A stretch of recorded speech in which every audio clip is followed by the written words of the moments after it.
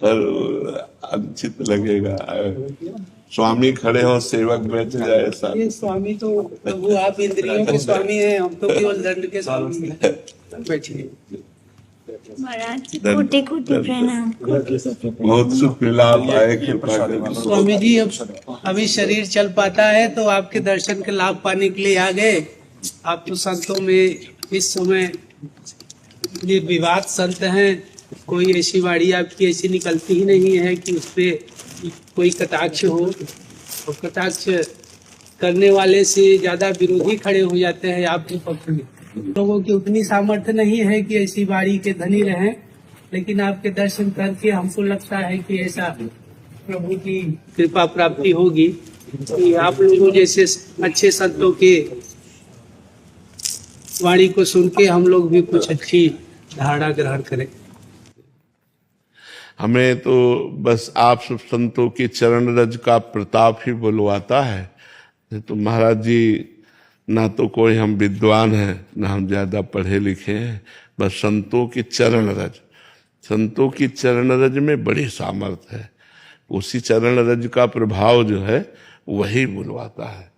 जो शास्त्र ज्ञान है वो बाह्य है, और जो भजन के द्वारा अनुभूत ज्ञान है वो आंतरिक, वो मायामल का नाश करता है।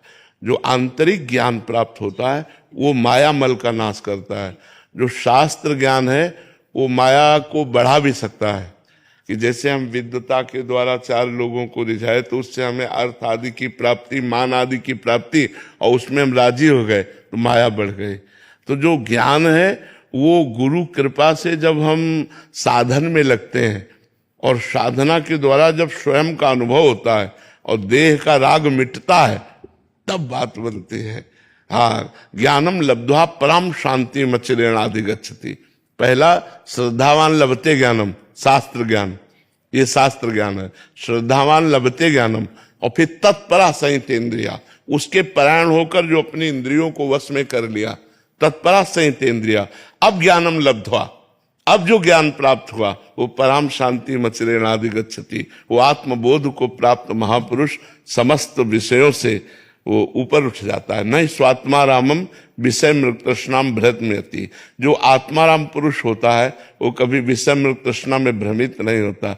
जैसे भुने हुए चने में कभी अंकुरण नहीं होता, ऐसे आत्मबोध प्राप्त महात्मा के हृदय में कभी कोई कामना उत्पन्न नहीं होती। वही सतरति सतरति सा लोकान तारयति, वो स्वयं तर जाता है, स्वयं तर जाता है और लोकों को तार देता है। जिसके हृदय में कोई कामना नहीं, निरंतर निरंतर ब्रह्मभूत, निरंतर अपने स्वरूप में स्थित रहता। ब्रह्मभूता प्रसन्नात्मा न शोचति न कांक्षति, समाज सर्वेषु भूतेषु मद भक्तिम लभते पराम। पराभक्ति का ये परम लाभ प्राप्त हुआ, न कोई सोच रह गई, न कोई चाह रह गई, निरंतर आत्मानंद ब्रह्मानंद में मगन है। यही हमारे जीवन का परम लक्ष्य है। स्वामी जी, आपको बता के हो सकता है इसका हल मिले जी। हमने ऐसा कोई कर्म नहीं किया कि हम दंड संन्यास के अधिकारी हों जी, या भगवत मार्ग में आए, जी। पता नहीं क्यों प्राप्त हो गया। भगवान की कृपा, गुरु की कृपा। ऐसा कोई कर्म प्रभु हमने बिल्कुल बिल्कुल बिल्कुल। प्राप्त होने के बाद कुछ कर्म करने का अवसर मिले, यही राधा रानी के चरणों में जी जी आवेदन है। जी जी। अब इसको प्राप्त करने के बाद कर्म संन्यास की तरफ चला जाए। कर्म प्रवीणता पूर्वक करके और उसके फल को रद्द कर देना, ये सबसे बड़ा कर्म संन्यास है। एक कर्म संन्यास है कि कर्म को करना ही नहीं है, एक है कर्म को प्रवीणता पूर्वक कर्म करते हुए फल की आशा न रखना। ये कर्म त्याग सबसे ज्यादा श्रेष्ठ है, कि जो कर्म करके और उसके फल का त्याग कर दिया, ये कर्म त्याग सबसे ज्यादा श्रेष्ठ है। अकर्मण्य होकर के अगर हम बैठे रहें तो अगर स्थिति है, स्वरूप बोध है, तब तो ठीक है। अगर स्वरूप बोध नहीं है तो फिर जीवन व्यर्थ चला जाएगा। इसीलिए जो हमें मंत्र मिला है प्रणव, ये हर श्वास में रम जाना चाहिए।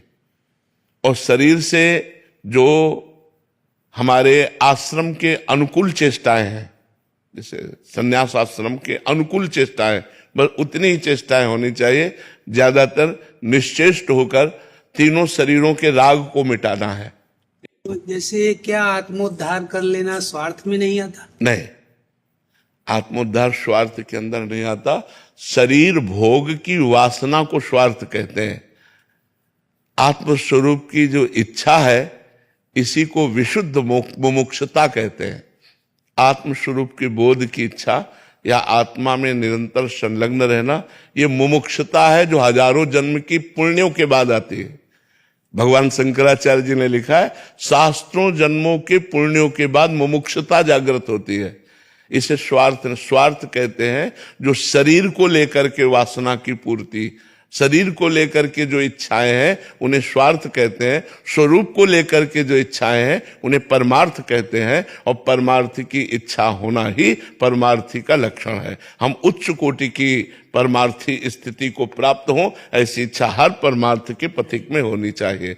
जो शरीर को लेकर मान सम्मान, खान पान, कुटिया, ये व्यवस्था है, ये सब स्वार्थ के अंदर। जो शरीर को लेकर है वो स्वार्थ के अंदर है, जो स्वरूप को लेकर है वो परमार्थ के अंतर्गत है। तो हमें इसी जन्म में अपना कल्याण कर लेना चाहिए। दूसरों का कल्याण करने की बात जैसे आती है, ये भी एक अज्ञान से युक्त बात है। अच्छा, ये अज्ञान के अंतर्गत है, क्योंकि दूसरा कोई है नहीं। सर्वम खलमिदम ब्रह्म ने नानास्ति किंचन, सर्वम खलमिदम ब्रह्म ने नानास्ति किंचन, सब कुछ तो ब्रह्म है और उसी ब्रह्म की अनुभूति मुझे करनी है, मुझे करनी है, इनको नहीं करनी। ये हमारे ब्रह्म है, मूर्तिमान ब्रह्म, सर्वम, देह सहित हम इन्हें ब्रह्म रूप मानते हैं। इसी ब्रह्म का मुझे अनुभव करना है और मुझे अनुभव हो गया तो सबका कल्याण हो गया। क्योंकि मेरी दृष्टि स्वाप्निक थी, स्वप्न टूटा तो केवल आप ही है। एको ब्रह्म द्वितीयो नास्ति। किसका कल्याण करना अपने स्वरूप में स्थित हो गया, बात हो गई। आत्मोद्धार के लिए कुछ दो शब्द। बस ये जो प्रणव है, इसका जितना अंदर से मनन किया जाएगा, जितना जप किया जाएगा, यही सब कुछ कर देगा। प्रणव ही कर देगा। और मतलब आप अगर कोई शास्त्र ना पढ़ें और केवल प्रणव जपते रहें तो आप देख लीजिए वेदांत का सार आपके हृदय में स्फुरित हो जाएगा। इसको वेदों में उद्गीत कहा गया है, उद्गीत कहा गया है प्रणव को। तो जितना प्रणव जपेंगे उसी हृदय से निकलने वाला गीत। हाँ, उद्गीत। इसको अंदर से जितना आप जपेंगे, इसका वाचिक जप नहीं होता, प्रणव का हाँ वाचिक जप नहीं। हाँ, अच्छा है। हर समय हर श्वास इसको बैठा लीजिए और भगवान विश्वनाथ जी के आश्रय में रहिए। विश्वनाथ जी का प्रगट में आश्रय हो गुरु रूप से, तो फिर सब शंकरम शंकराचार्य। विश्वनाथ जी से करीब 30 किलोमीटर दूर ये चुनार के पास में एक सीखड़ स्थान है। जी जी, वहीं पे गांव में रह। वो तो सब क्षेत्र ही है, क्षेत्र है। हाँ, बिल्कुल क्षेत्र है। बहुत बहुत सुंदर। आपके दर्शन का